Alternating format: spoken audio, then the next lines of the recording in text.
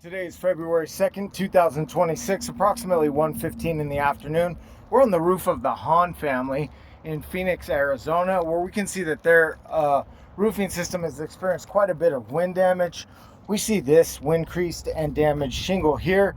We're going to do a repair attempt on this 3-tab. What I'm going to do is set you guys up so you guys can view all the work.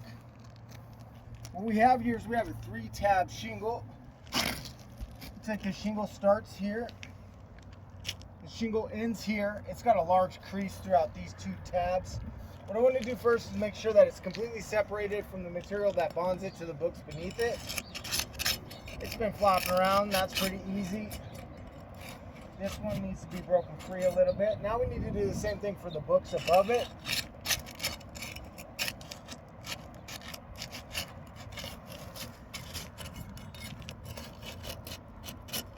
Alright, now I'm going to remove the shingle from the decking. We'll start on one end, just working to get it free from the nails that are in its nail strip.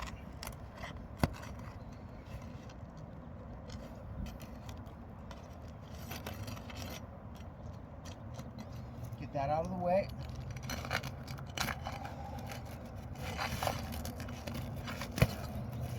Alright, now we'll work to get the ones free in the back.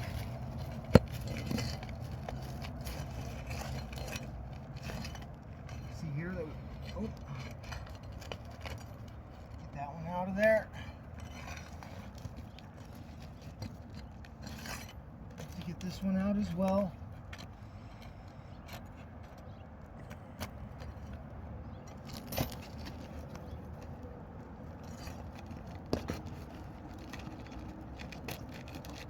And we should be able to get our shingle out.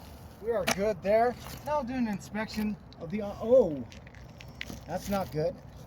Well, if we look under here closely, what we can see is a really crusty old layer of shingles.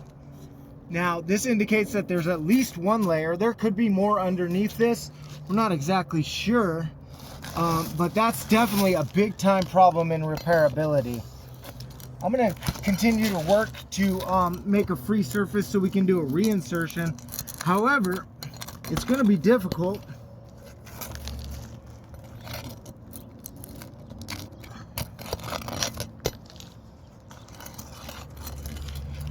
All right, we should be good to go. Now I'm going to take my same shingle. I'm going to line it up and slide it back. Try to manipulate and slide it back to where it was.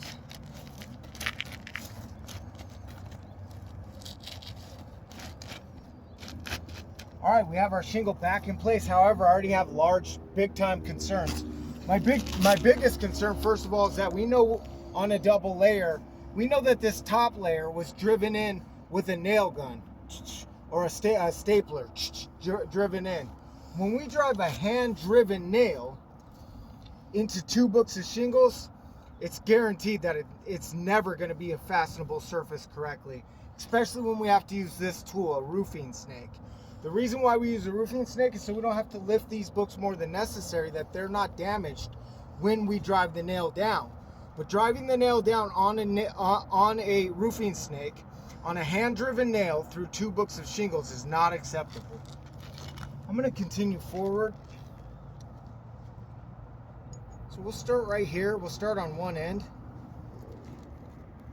Get in the nail strip, make sure that we're straight.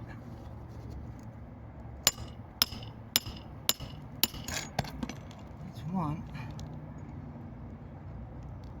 Gonna have to go a little bit extra to get it driven in all the way. Even driven in all the way, there's still quite a bit of lip right there. We'll go down here in the middle.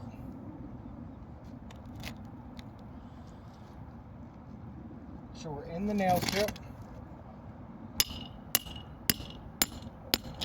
That's 2. See, there's a lip there. I'll put the roofing snake on top of it and try to drive it in further.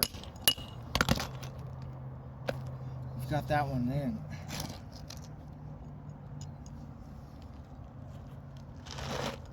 And then here.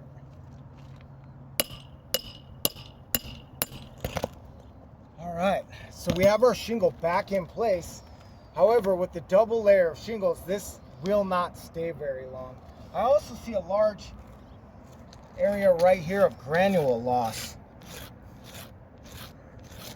Let's do further inspection.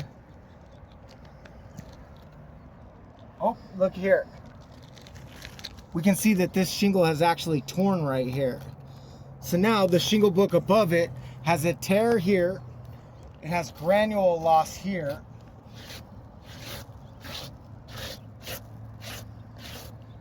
And it's on a double layer. I have to deem this roof irreparable because of these conditions and concerns.